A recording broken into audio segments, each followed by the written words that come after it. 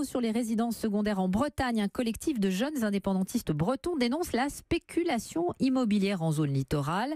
Ce sont les militants du collectif Dispar, les mêmes d'ailleurs qui appelaient au boycott du film Bécassine. Ils promettent des actions spectaculaires cet été. François Coulon. La croisade a débuté il y a quelques mois avec des affiches percutantes placardées sur les volets clos des résidences secondaires du littoral breton, village en ruine, jeunesse en exil et Wontebo, porte-parole du collectif Dispar. Il y a un manque de logement qui est énorme du fait des résidences secondaires. Elles font s'enflammer les prix aussi. Donc pour les jeunes, c'est impossible de s'installer sur la côte aujourd'hui.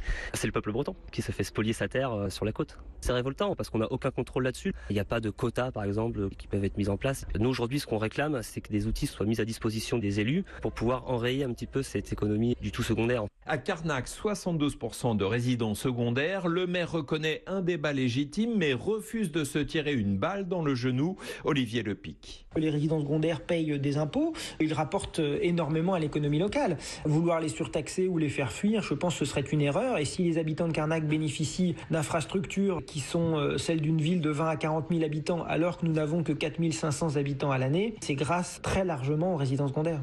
Les indépendantistes bretons promettent des actions spectaculaires cet été sur le littoral contre la spéculation immobilière. Rennes, François Coulon, Europe 1.